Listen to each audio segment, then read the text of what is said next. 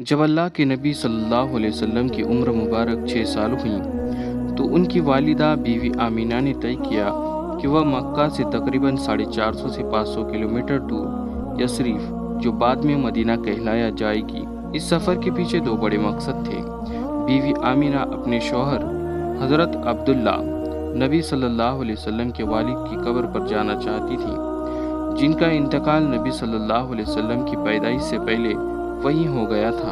نبی صلی اللہ علیہ وسلم کے دادا حضرت عبد المطلب کی ماں مدینہ کے بنو نجار قبیلے سے تھیں۔ اس طرح مدینہ کے لوگ نبی صلی اللہ علیہ وسلم کے ننھیال والے لگتے تھے۔ اس لمبے اور مشکل سفر میں بیوی آمینہ کے ساتھ صرف ننھے محمد صلی اللہ علیہ وسلم اور ان کی وفادار خادمہ ایمن تھی۔ انہوں نے 2 اونٹ پر ضروری سامان لادا اور تپتے ہوئے صحرا ریگستان کو پار کرتے ہوئے مدینہ پہنچی۔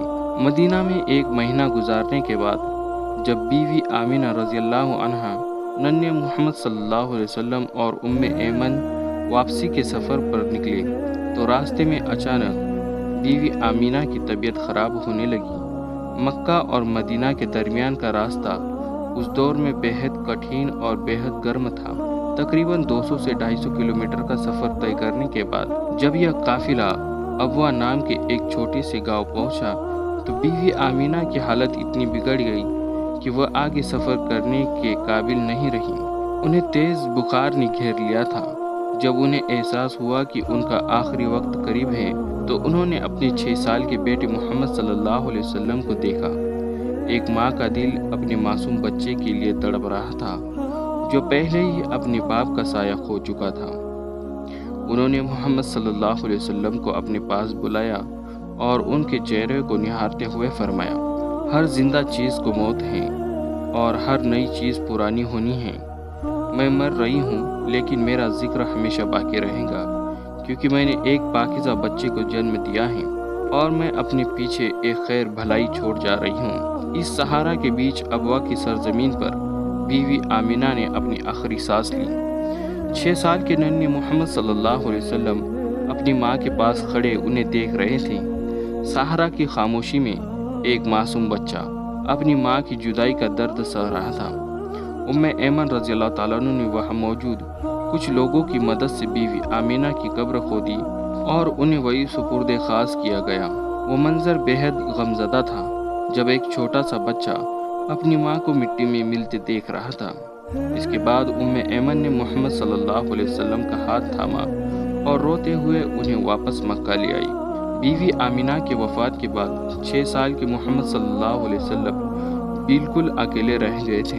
ایسے مشکل وقت میں ایمن، جن کا اصلی نام برکہ تھا، نے ایک ماں کی طرح آپ کا خیال رکھا۔ ابوا کے مقام پر اپنی والدہ کو دفن کرنے کے بعد ننھے محمد صلی اللہ علیہ وسلم اپنی ماں کی قبر سے لپٹ کر رو رہے تھے۔ ایمن نے بڑے پیار اور صبر سے آپ کو سنبھالا۔ وہ منظر بہت دردناک تھا۔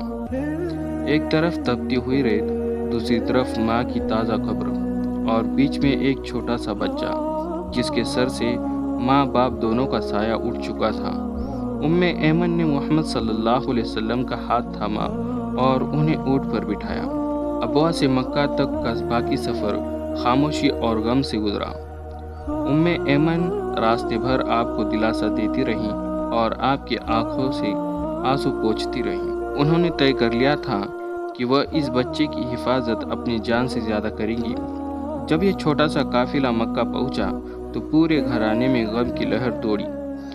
ایمن نے روتے ہوئے سارا واقعہ نبی صلی اللہ علیہ وسلم کے دادا حضرت عبد المطلب کو سنایا۔ انہوں نے اپنے پوتے محمد صلی اللہ علیہ وسلم کو سینے سے لگایا اور کہا، میرا بیٹا یتیم ہو گیا۔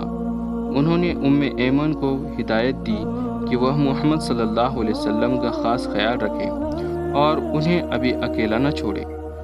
ایمن نے اپنی پوری زندگی نبی صلی اللہ علیہ وسلم کی خدمت میں گزار دی۔ نبی کریم صلی اللہ علیہ وسلم ان کا اتنا احترام کرتے تھے کہ انہوں نے یا امی، اے میری ماں کہہ کر پکارتے تھے۔ آپ صلی اللہ علیہ وسلم فرمایا کرتے تھے، ایمن میری ماں کے بعد میری ماں ہے۔ جب نبی صلی اللہ علیہ وسلم نے مکہ فتح کیا تقریباً 50 سال بعد تو آپ مدینہ جا رہے تھے۔ راستے میں جب ابوا کا مقام آیا جہاں آپ کی والدہ کی قبر تھی تو آپ وہیں رکے۔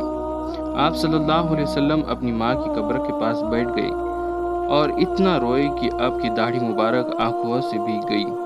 آپ کو روتا دیکھ کر صحابہ کرام رضی اللہ تعالیٰ عنہ بھی رو پڑے۔ جب انہوں نے وجہ پوچھی تو آپ صلی اللہ علیہ وسلم نے فرمایا، مجھے اپنی ماں کی ممتا یاد آ گئی۔ نبی صلی اللہ علیہ وسلم نے اپنی والدہ کی جدائی کا درد بچپن میں ہی سہا تھا، اس لیے آپ نے امت کو ماں کی خدمت اور عزت کی سخت تاکید دی۔ آپ صلی اللہ علیہ وسلم نے فرمایا، جنت ماں کے قدموں تلے ہیں۔ جب لوگ پوچھتے کہ سب سے زیادہ اچھا سلوک کس کے ساتھ کرنا چاہیے تو آپ صلی اللہ علیہ وسلم 3 بار ماں کا نام لیتے تھے۔ نبی صلی اللہ علیہ وسلم نے صرف خون کے رشتے کو ہی نہیں بلکہ احساس کو بھی یاد رکھا، چونکہ ایمن نے آپ کی والدہ کے بعد آپ کو پالا تھا، اس لیے آپ انہیں ہمیشہ میری ماں کے بعد میری ماں کہہ کر پکارتے تھے۔ جب بھی ایمن آتی آپ صلی اللہ علیہ وسلم ان کے لیے اپنی چادر بچھا دیتے تھے۔